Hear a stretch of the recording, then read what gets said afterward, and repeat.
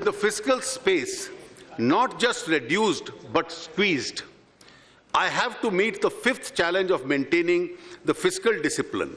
Economic growth this year at 11.5% is lower in nominal terms by about 2% due to lower inflation.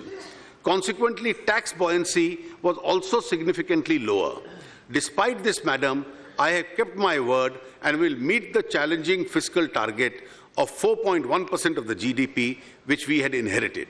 Madam Speaker, I need to overcome these challenges to reduce and eliminate poverty. I want to underscore that my government still remains firm on achieving the medium-term target of 3% of the GDP. This is the fiscal target. But the journey has to take into account the need for increasing public investment. The total additional public investment over and above the RE is planned at rupees 1.25 lakh crores, of which rupees 70,000 crore would be the capital expenditure from the budgetary outlays. We have to take into account the drastically reduced fiscal space, uncertainties in the implementation of the GST will create, and the likely burden of the report of the 7th Pay Commission. Rushing into or insisting on a preset timetable for fiscal consolidation pro-cyclically would, in my opinion, not be pro-growth.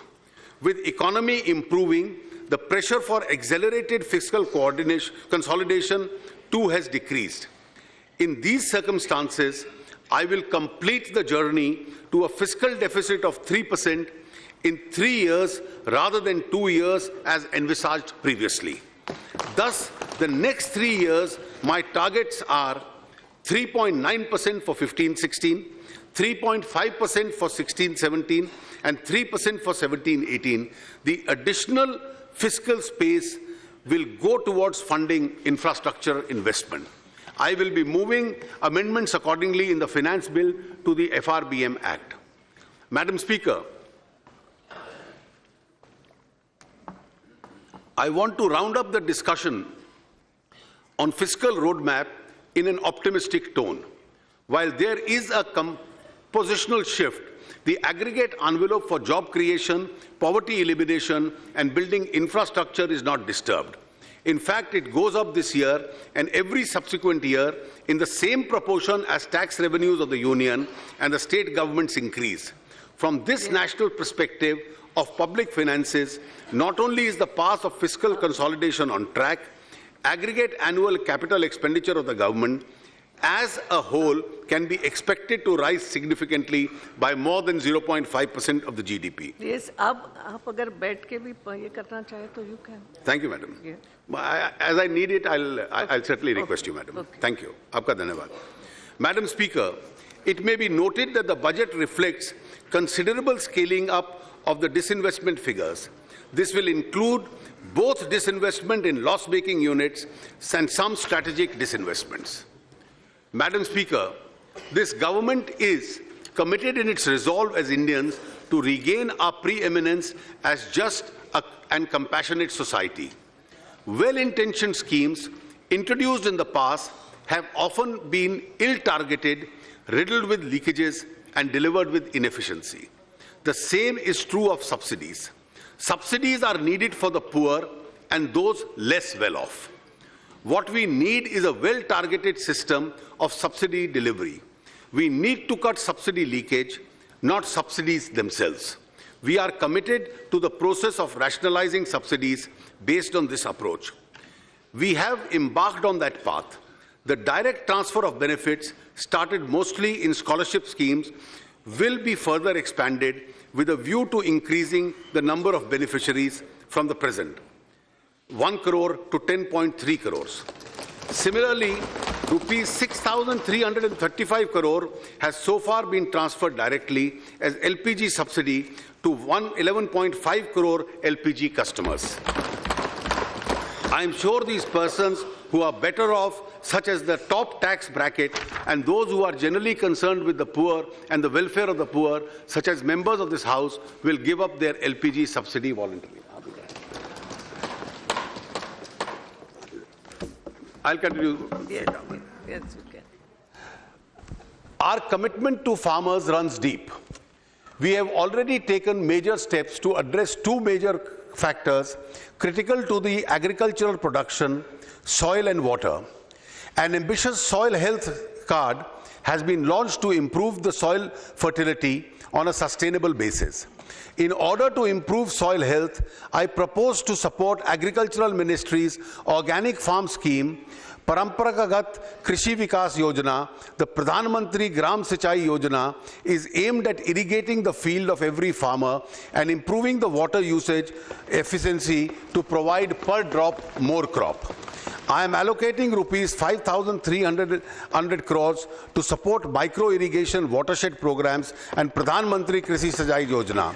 I urge the states to chip in substantially in this vital sector. To support agriculture sector with the help of effective and hassle-free agricultural credit, with special focus on small and marginal farmers, I propose to allocate rupees 25,000 crores in 15-16 to the corpus of Rural Infrastructure Development Fund set up by NABARD, 15,000 crores for Long-Term Rural Credit Fund, 45,000 crore for Short-Term Cooperative Rural Credit Refinance Fund, and 15,000 crores for Short-Term RRB Refinance Fund. Farm credit underpins the efforts of our hard-working farmers. I have therefore set up an ambitious target of rupees 8.5 lakh crores of credit during the year 15-16, which I am sure the banks will surpass. Our government is committed to supporting employment through Manrega. We will ensure that no one who is poor is left without employment. We will focus on improving the quality and effectiveness of activities under Manrega. I have made an initial allocation of rupees 34,699 crores for this program. While the farmer is no longer in the clutches of the local trader, his produce still does not command the best notional price. To increase incomes of farmers, it is felt that we create a national agricultural market which will have incidental benefit of moderating prices. I intend this year to work in the states in Niti for the creation of a unified national agricultural market. Madam Speaker, our government firmly believes that development has to generate inclusive growth. While large corporate and business entities have a role to play, this has to be complemented by informal sectors, enterprises which generate maximum employment. There are 5 crore 77 lakh small business units, mostly individual proprietorships, which run small manufacturing, trading and business service businesses. 62% of these are owned by SC, STs and OBCs.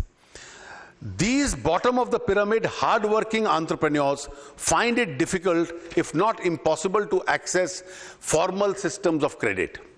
I therefore propose to create a micro units development refinance agency, Mudra Bank, with a corpus of 20,000 crores and credit guarantee corpus of 3,000 crores. The Mudra Bank will refinance microfinance institutions through a Pradhan Mantri Mudra Yojana. In lending, priority will be given to SC, ST enterprises. These measures will greatly increase the confidence of our young, educated or skilled workers who would now be able to become the first generation entrepreneurs. Existing small businesses too will be able to expand their activities. Just as we are banking the unbanked, we are also funding the unfunded. A significant part of the working capital requirement of the MSME arises due to long receivables in the realization cycle. We are in the process of establishing an electronic trade receivable discounting system, financing of trade receivables of MSMEs from corporates to other buyers through multiple financiers. This should improve the liquidity in the MSME sector significantly. Bankruptcy law reform that bring about a legal certainty and speed has been identified as a key priority for improving the ease of doing business. SICA and BIFR have failed to achieve these objectives. We will bring a comprehensive bankruptcy code in the year 2015-16 that will meet global standards and provide for judicial capacity.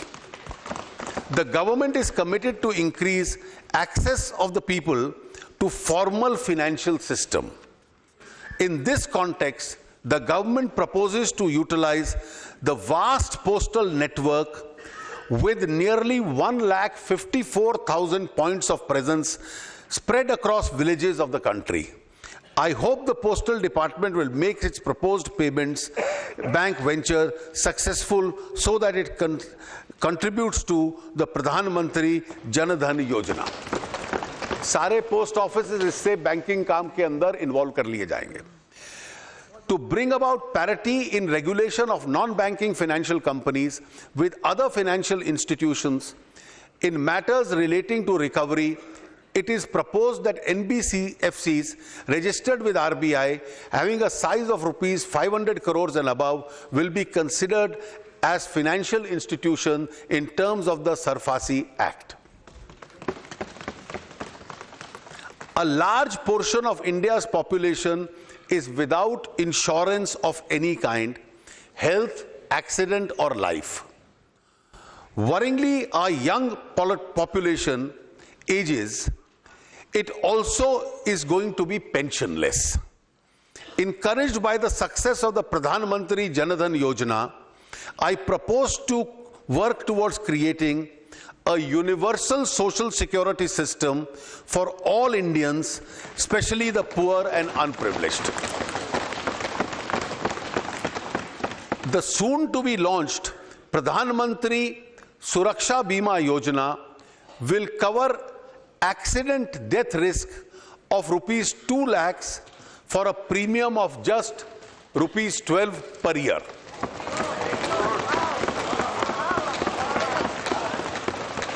Madam, 1 रुपया महीना जो जनधन खाते से transfer होगा उससे 2 लाख की accident insurance हर गरीब आदमी को मिलेगी. Similarly, we will also launch the Atal Pension Yojana, which will provide a defined pension depending on the contribution and its period. To encourage people to join this scheme, government will contribute 50% of the beneficiaries' premium, limited to rupees 1,000 each year for the 5 years in its new accounts opened before 31st December 2015. इसकी details आज सार्वजनिक की जाएंगी. हर महीने कोई गरीब आदमी contribute करे, उसमें से आधा सरकार देगी और 60 साल की उम्र से उसको पेंशन मिलनी आरंभ होगी. The third social security scheme I wish to announce is the Pradhan Mantri Jeevan Jyoti Bima Yojana, which will cover the natural and accidental death risk of rupees 2 lakhs. The premium will be rupees 330 per year or less than rupee 1 per day for the age group 18 to 50. Madam, there are unclaimed deposits of 3,000 crores in PPF and approximately 6,000 crores in EPF corpus. I have proposed to create a senior citizens welfare fund in the finance bill for appropriation of these amounts to a corpus which will subsidize the premiums of the vulnerable groups such as old age pensioners, BPL card holders, small and marginal farmers and others. A detailed scheme would be issued in March this year. Madam Speaker, with regard to the needs and the population of senior citizens in the country, which is now approximately 10.5 crores, out of which over 1 crore are above the age of 80, 70% live in rural areas and a large number are in the BPL category. A sizable percentage of them suffer from age-related disabilities. Ours is a society that venerates its elders. I therefore propose a new scheme for providing physical aids and assisted living devices for senior citizens living below the poverty line. In sum, These social security schemes reflect our commitment to utilize the Jan Dhan platform to ensure that no Indian citizen will have to worry about illness, accidents, or penury in old age. Being sensitive to the needs of the poor and underprivileged and the disadvantaged, the government also remains committed to the ongoing welfare schemes of the SCs, STs, and women. Despite serious constraints on union finances, allocations this year have been made as follows. SCs 30,851 crores, STs 19,980 crores, women 79,258 crores. An integrated education and livelihood scheme called Nai Manzil will be launched this year to enable minority youth who do not have formal school leaving certificate to obtain one and find a better employment. Further, to show cause civilizational and culture of the Parsis, the Government of India will support in 2015-16 an exhibition, The Everlasting Flame. The allocation of the Ministry of Minority Affairs is being protected. The BE for the year 2015-16 is 3738 crores. Infrastructure. Madam, this is no secret that the major slippage in the last decade has been on the infrastructure front. Our infrastructure does not match our growth ambitions. There is a pressing need to increase public investment. I have therefore increased outlays on both roads and gross budgetary support to the railways by 14,031 and rupees 10,050 crores respectively. The capex of public sector units is expected to be 3,17,889 crores, an increase of approximately 80,844 crores over last year. In fact, all told, investment in infrastructure will go up by 70,000 crores in the year 15-16 over 14-15 from the Centre's fund and resources of the CPSEs. But madam, we need much more investment than adding 70,000 crores more. Secondly, I intend to establish a national investment and infrastructure fund, which finds monies to ensure an annual flow of 20,000 crores to it. 20,000 is what the government will be giving. This will enable the trust to raise debt in terms, invest as equity in infrastructure finance companies like the IRFC and the NHB. The infrastructure finance companies can then leverage this extra equity many folds. Thirdly, I also intend to permit tax-free infrastructure bonds for projects in rail, road, and irrigation. Fourthly, PPP model of infrastructure development has to be revisited and revitalized. The major issue involved in rebalancing of risk in infrastructure projects, the sovereign will have to bear a major part of the risk without, of course, absorbing it entirely. Fifth, I intend to establish in NITI an Atal Innovation Mission. AIM will be an innovation promotion platform involving academics, entrepreneurs, researchers, and draw upon national and international experiences to foster a culture of innovation, R&D, and scientific research. The platform will also provide a network of world-class hubs and grand challenges for India. The initial sum of rupees 150 crore will be earmarked for this purpose. India has a well-regarded world-class IT industry with revenues of US 150 billion, over 100 billion exports, employing nearly 40 lakh people directly.